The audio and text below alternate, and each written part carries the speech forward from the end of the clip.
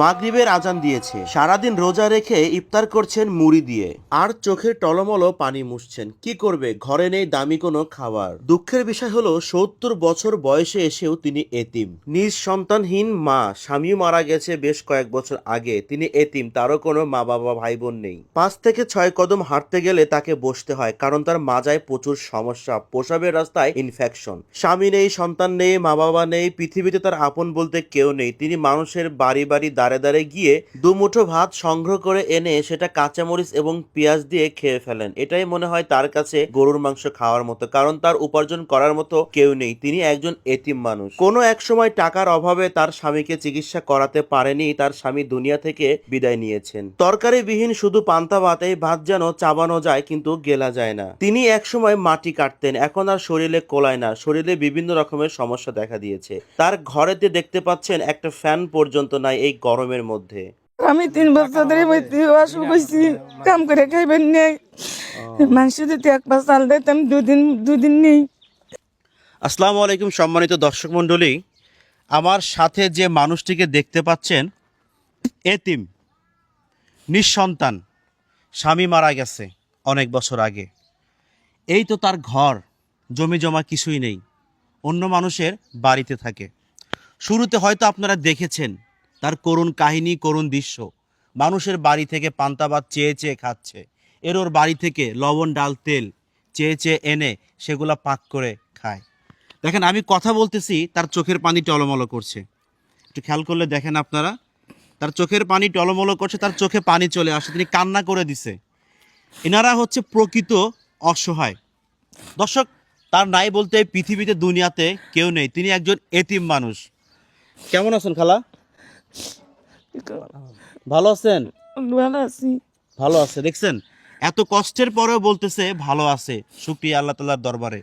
আচ্ছা, আপনার ছেলে সন্তান আছে? নাই নাই? না, হয় নাই? হয় নাই, নিঃসন্তান। নিঃসন্তান। স্বামী মারা গেছে কত বছর আগে? ৩ বছর চলে। 3 বছর চলে। হ্যাঁ। এখন আপনার শরীরে কি কি সমস্যা দেখা দিচ্ছে? আমার শরীরে ওই পেট্রাবের লাইনে গা হয়েছে, বেরতে আর আচ্ছা। কিডনির সমস্যা। ওষুধ কিডনিতে ঘা হয়েছে না কি হয়েছে? গা হয়েছে, ভিতরে গা হয়েছে, কি জিনিস ওই কাজ জানি ইংলিশের। আচ্ছা, আমি বলতেছি, ওনার প্রসাবের রাস্তায় ইনফেকশন, গা হয়েছে, তার কিডনিতেও সমস্যা হয়েছে, তিনি ডাক্তার দেখাতে পাচ্ছেন না। কোন ডাক্তারকে দেখাইছেন? ডাক্তারকে দেখাইছি, ওষুধ দিয়েছে, ওষুধ টাকা নেবে, টাকা দেবো, ওষুধ নেবে। আজকে ওষুধ আনতে পারতেছেন না। কত মাসের কাছে চাইলাম, আজকে দিল না। মানুষের কাছে চাইছেন, কেউ দেয় নাই, তাই না?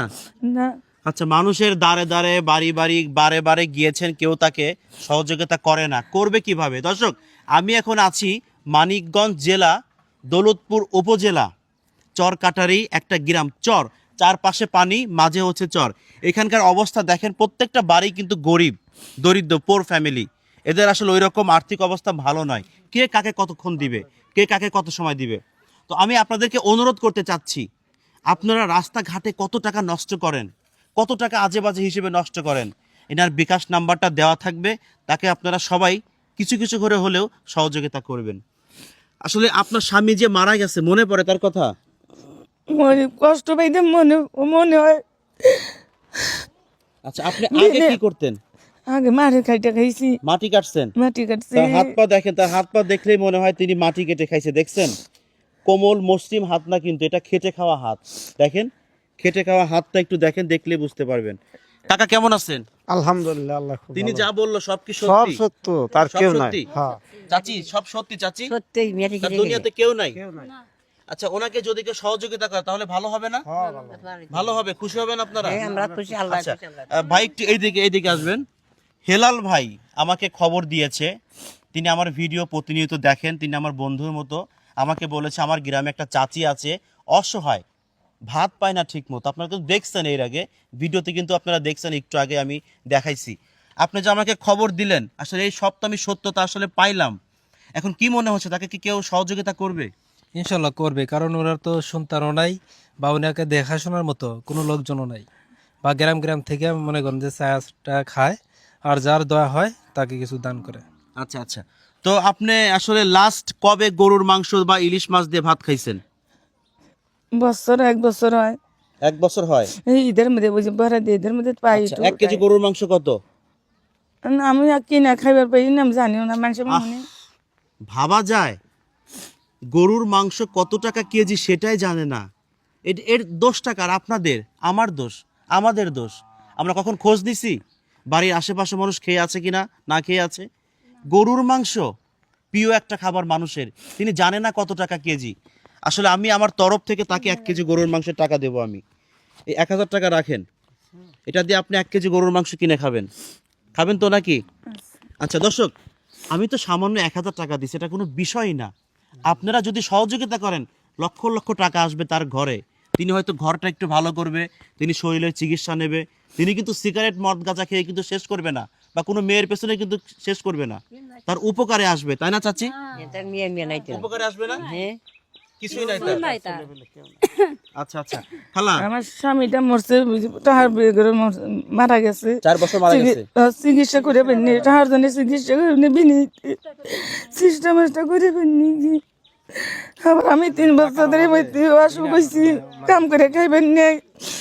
মাংস যদি 1 পাশ চাল দিতাম, দুদিন নেই। যার দয়া বাজে এক মুঠ দেয়, না বাজে না দেয়।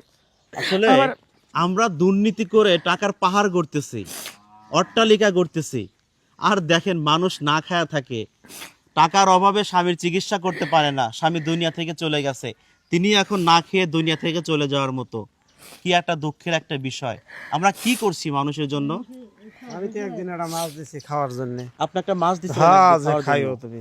তখন মাছটা খাইছে আর কি। হ্যাঁ, জিজ্ঞেস করেন খাইছি। আরে খুবই দুঃখজনক বিষয়। তো আপনি এখন দেশবাসীর কাছে কি চাচ্ছেন খালা, বলেন তো? যে সহযোগিতা চাচ্ছেন? সমাজে চাই সবার আমি, কাছে একটু অনুরোধ করে বলেন, আমাকে সবাই সহযোগিতা করবেন, আমি একটু চিকিৎসা হব, ভালো একটা ঘর দেবো এখানে, বলেন। সবার কাছে আমি অনুরোধ করি, আমি চিকিৎসা করবো, আমার কিছু পয়সা দান করবেন। কিছু পয়সা দান করবেন। দেখছেন, দান। আমি একটা কথা বলি, অনেকে অনেক জায়গা দান করে। পবিত্র কোরআনে কয়েকটা জায়গার কথা বলা আছে। অসহায় মানুষ, গরিব মানুষ, ফকির মিসকিন, এতিম, এদেরকে দান করার কথা আল্লাহ তাআলা রাব্বুল আলামিন বলছে। তার মধ্যে তিনি একজন। যাই হোক দর্শক মণ্ডলী, আর ভিডিওটাকে আমি বাড়াবো না, ভিডিওটাকে এখানে সমাপ্তি করব। আপনারা সবাই কষ্ট হলে বা সবার যদি একটু আগ্রহ জাগে, প্লিজ তাকে একটু সবাই সহযোগিতা করবেন। তিনি অসহায় একজন মানুষ। ভাই, এই ঠিকানাটা একটু বলবেন। এটা হচ্ছে মানিকগঞ্জ জেলার দৌলতপুর উপজেলার সরকারি ইউনিয়ন।